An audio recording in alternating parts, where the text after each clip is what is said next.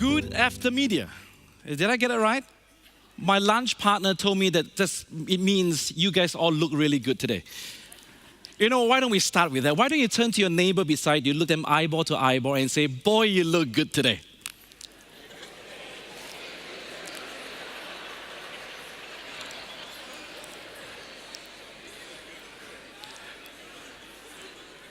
Ladies and gentlemen, can I just say, in my wildest dream, I've never ever imagined that I have a chance to be here, Your Majesties, for this great opportunity to speak with you. Over the last 2 decades of working, I have had a chance to work full-time in the church. I had a chance to start an academic institution at Singapore Management University. I founded a charity working with young people in leadership development. And right now, I work as a philanthropic organization trying to do good in Singapore.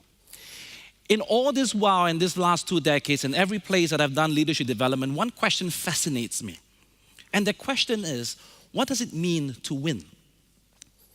In business, winning, it's quite simple. It's just purely profits and losses.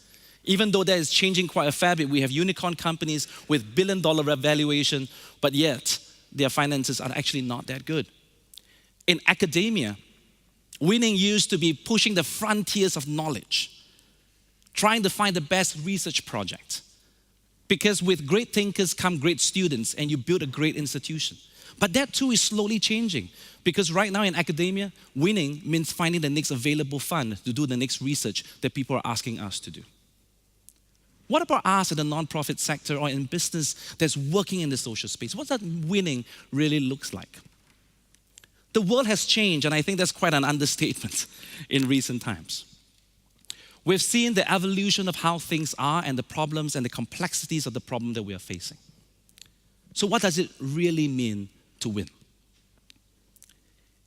In a world that we live in today, we are used to, and I think for centuries, we are very used to this whole idea of win-lose mentality. We're brought up in that in business schools. If you study, we teach you what it means to win. In order for us to win, someone must lose. And for the longest time, we have that. For the longest time, we say, in order for us to win, someone must lose. Somewhere along the time, somewhere along down the road, someone said, you know what? It's more than just win-lose. What if it's about win-win? What if we work together? So in win-lose, we were in the era of competition. And then we enter into an era of cooperation where we say we can mutually win, we can mutually go for projects, we can cooperate with each other. And that has served us really, really well, both in the business field, in academia, in nonprofits.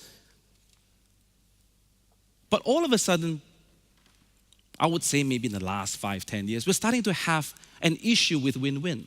It's not that it's a bad thing, it's a great thing. But what has become the problem is that we all of a sudden start thinking that we have a problem when someone else wins more than me. It's still win-win. Think about it. 1 is still better than 0. 3 is still better than 1. But all of a sudden, we start saying that, hey, I'm not going to go into this project just because you are winning more than me. We need to have equity. Dialogue breaks down, collaboration breaks down, project breaks down. Think of it from the nonprofit space. Funding, all of us that have to be equal. That's the problem with win-win today. What if we can change that? What if we are prepared as leaders and gather in this hall are great thinkers and great action people, actors who have the ability to say, you know what, we can make a change. What if we can enter into an era of collaboration where what we bring to the table isn't purely what we are interested in, but what we are ready to give? What if we bring to the table the things that we're ready to say, you know what, I'm willing to accept less. Because the goal of collaboration, the goal of winning, should really be, what is it for our children? Are their lives better? What does win-win look like for you? And what does win-win look like for all of us? It is not just what our organizations are and stand for. That's important. It's not just what the things that we talk about and what we market about. It's not just what the funding details it to be. At the end of the day, it's everyone coming together and say, I have something to contribute. That perhaps is what win-win looks like. I know my time is running to an end. I've promised the organizers they can throw a shoe at me if I go over time. But let me end with something called 3-2-1. There are three types of people in this world, just three types. There are people who make things happen. There are people who wait for things to happen. And there are people who walk around wondering what's happening. Just three types of people. And in life, I spent a large part of the last 2 decades working with young people. I try to make life as simple as possible. So I tell young people this, of which I share this same very thing, that life has only 2 options. It's that simple. Life is not complex. It's only 2 options. It's either we care or we don't care. If we care about something, we'll do everything it takes for it to work. If we don't care about it, we will just walk away. Life is not that hard. Do we care or do we not care? 3 types of people, 2 options in life. And last but not least, we all have one life. A lot of young people say, I'm a cat, I have 9 lives. I say, good for you. I hope you know when you use the last 8. What will we do with this one life? I know I'm preaching to the choir here because you are here. You travel all this way because you are a group of leaders that cares. I love the video at the start of today.